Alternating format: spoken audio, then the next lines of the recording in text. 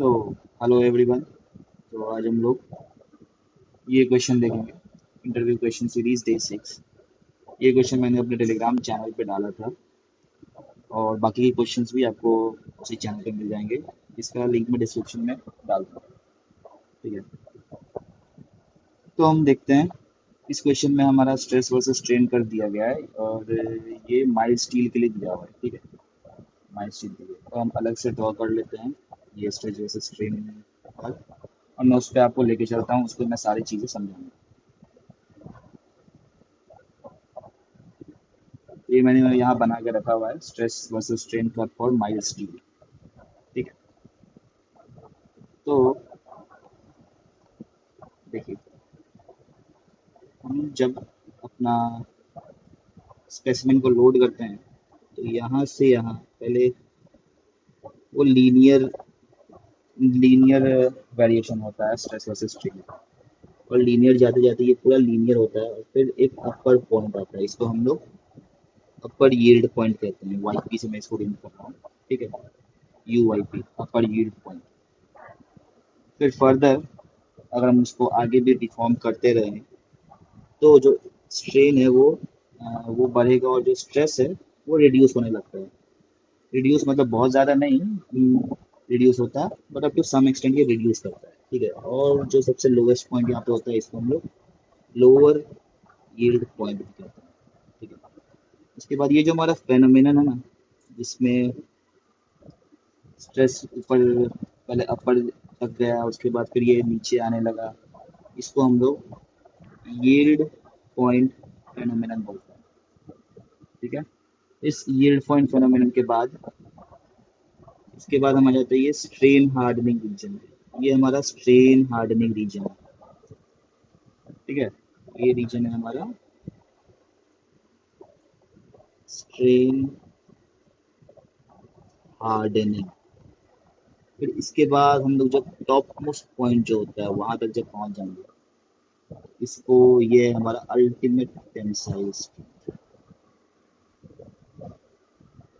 इसके बाद फिर फर्दर अगर हम इसको डिफॉर्म करते रहे अपना स्पेसिमेन को, तो जो स्ट्रेस है स्पेसिमेन के अंदर वो रिड्यूस होता है। रिड्यूस होते होते फिर एक ऐसा पॉइंट आएगा जब वो फ्रैक्चर कर जाएगा या फिर फेल हो जाएगा। इसको हम लोग फ्रैक्चर पॉइंट।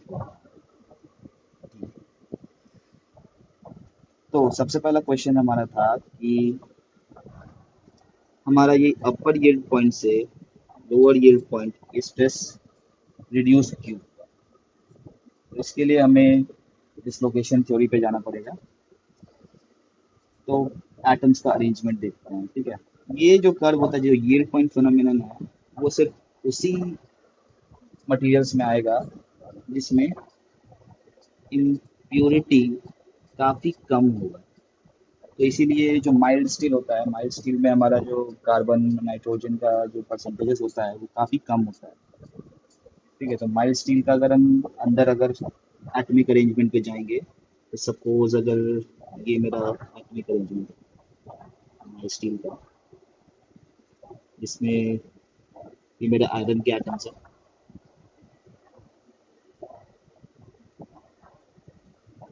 और फिर नीचे भी।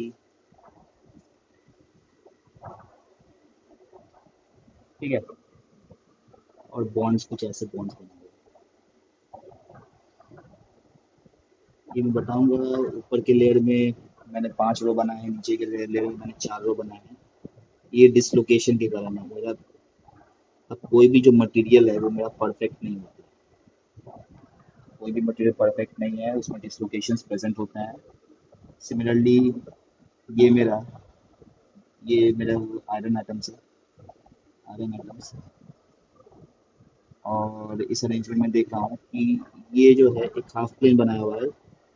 ये हाफ प्लेन है और डिसलोकेशन प्रेजेंट है यहाँ पे। ठीक है, तो अब इनिशियली क्या होगा, मेरे कार्बन एटम्स जो होंगे वो कहीं कहीं कहीं बीच में होंगे। जैसे मैं रेड से बना रहा हूँ कार्बन एटम्स को, यहाँ मेरा कोई एक कार्बन एटम।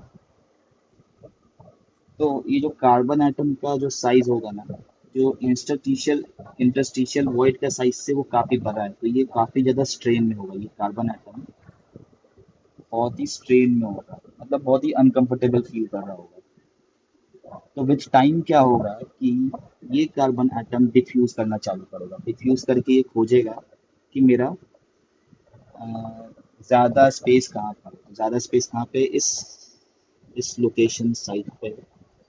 तो विथ टाइम ये कार्बन एटम डिफ्यूज करके मेरा इस डिसलोकेशन साइट पे आता है।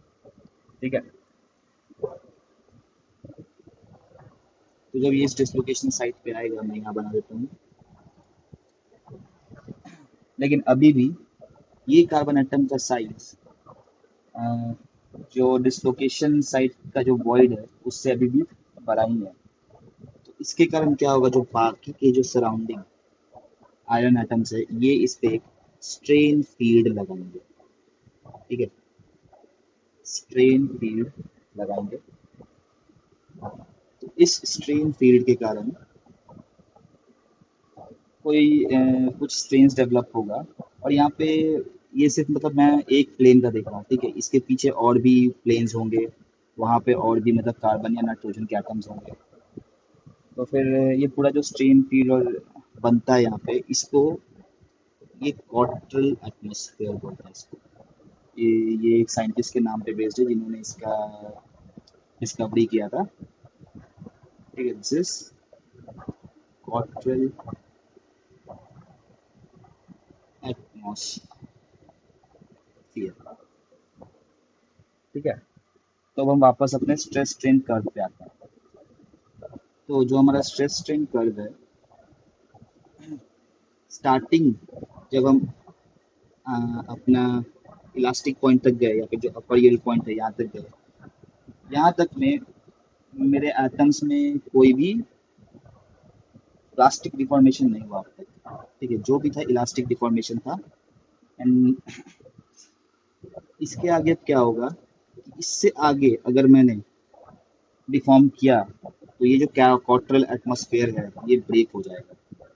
तो जैसे ही क्वार्टरल एटमॉस्फेयर ब्रेक हुआ तो जो मेरा डिसलोकेशन है वो आगे को मूव कर जाएगा। यानी कि ये जो मेरा डिसलोकेशन प्लेन या फिर हाफ प्लेन इसको बोल देते हैं, ये आगे की तरफ जब मूव करेगा तो यहाँ पे तो मेरा इस एरिया में कोई भी इम्प्योरिटी प्रेजेंट नहीं है। इम्प्योरिटी क्यों नहीं प्रेजेंट है? क्योंकि इम्प्योरिटी जो जिसमें कम होता है जिस स्पेसिमेन में, उसी में ये फेनोमेनन होता है। ठीक है, तो आगे कोई इम्प्योरिटी प्रेजेंट नहीं है, तो आगे जो क्वार्टरल एटमॉस्फेयर का फेनोमेनन है, आगे क्वार्टरल एटमॉस्फेयर फॉर्म नहीं करेगा। तो जो आगे का जो स्ट्रेसेस है वो रिलेटिवली लो होगा, इसी कारण एक लोअर यील्ड पॉइंट आता है। ठीक है, ये तो हमारा हो गया पहला क्वेश्चन जो था कि why this phenomenon happens and what is the name of this phenomenon, that is yield point phenomenon। ठीक है, फिर उसके बाद what is strain hardening। strain hardening मैंने बताया कि ये मेरा स्ट्रेन हार्डनिंग वाला रीजन है, ये रीजन। तो हम मटेरियल को डिफॉर्म डिफॉर्म करते करते अगर किसी इस एक एक पॉइंट तक यहाँ तक ले आएंगे, ठीक है, उसके बाद अनलोड कर देंगे। तो उसको अनलोड करेंगे तो जो मेरा अनलोडिंग होगा तो इसके बाद फिर से एक लीनियर ऐसा होगा। ठीक है, वापस से मेरा यहाँ पे आएगा। यानी कि ये मेरा जो है मटेरियल में परमानेंट डिफॉर्मेशन आ गया यहाँ पे। एंड जो ये वाला पार्ट है ये मेरा इलास्टिक रिकवरी, इलास्टिक रिकवरी। तो ये स्ट्रेन हार्डनिंग है, स्ट्रेन हार्डनिंग करने का क्या फायदा हुआ हम लोग को? इसका ये फायदा हुआ कि अब दोबारा से जब हम मटेरियल को डिफॉर्म करेंगे तो यहाँ से यहाँ तक तो ये इलास्टिक करेगा, इसके बाद ये इसी कर्व को फॉलो करेगा, यहाँ से यहाँ तक इसको फॉलो करेगा। ये जो मेरा यील्ड पॉइंट फेनोमेनन था इससे बच गया, ये नहीं आया। तो इसी कारण से जो फैक्ट्रीज है, फैक्ट्रीज में क्या करते हैं कि जो मेटल के शीट्स जब डिस्पैच करते हैं मेटल के जो सीड्स जो फॉर्मिंग से बनते हैं उसको जब हम लोग डिस्पैच करते हैं उसके पहले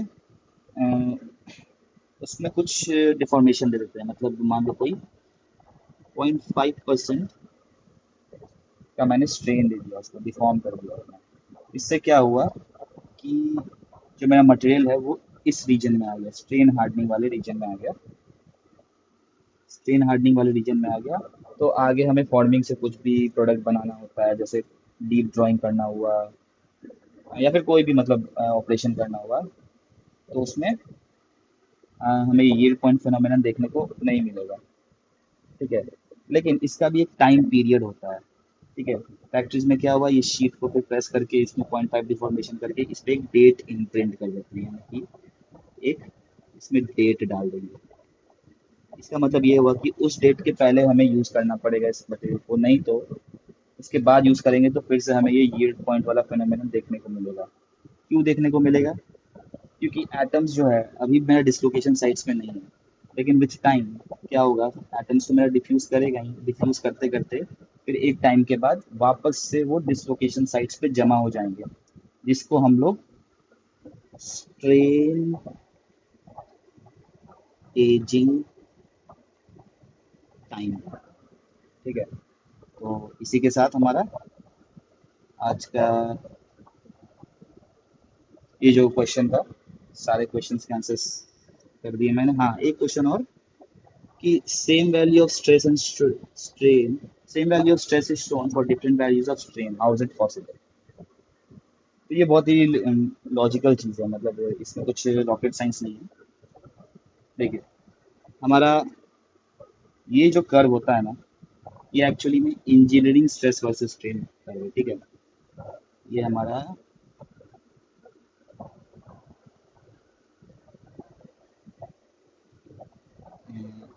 एक सेकेंड में अलग से ही बना लेता हूँ, अलग से ही मैं एक और डायग्राम बना लेता हूँ ताकि थोड़ा क्लैरिटी मिले।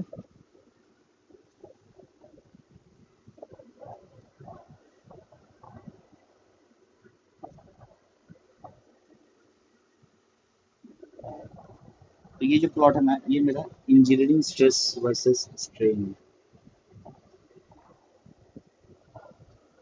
Engineering stress versus strain simple diagram बनाता हूँ। ठीक है,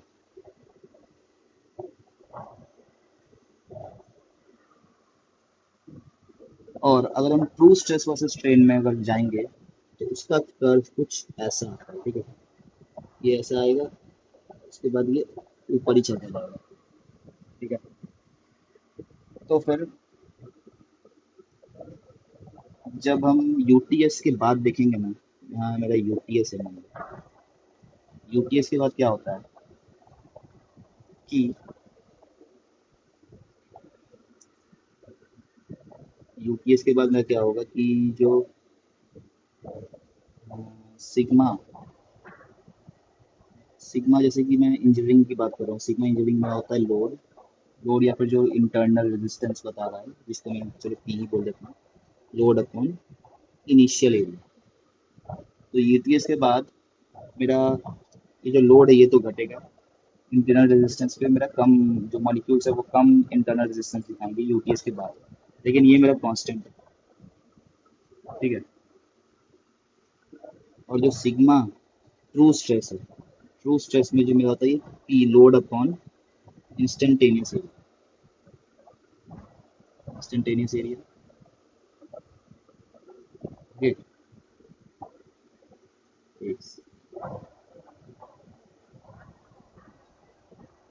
और ट्रू स्ट्रेस अगर हम देखेंगे तो जो यूपीएस के बाद होता है, इसमें भी मेरा इंटरनल रेजिस्टेंस तो डिक्रीज ही करेगा, लेकिन जो इंस्टेंटेनियस एरिया क्रॉस सेक्शन है वो ज़्यादा तेज़ी से डिक्रीज वो ज़्यादा तेज़ी से डिक्रीज करेगा, तो ओवरऑल मेरा जो सिग्मा है वो बढ़ेगा, लेकिन इस केस में ये घटता है। तो यूटीएस के बाद मेरा ये फिर से वापस से घटना चालू कर देगा।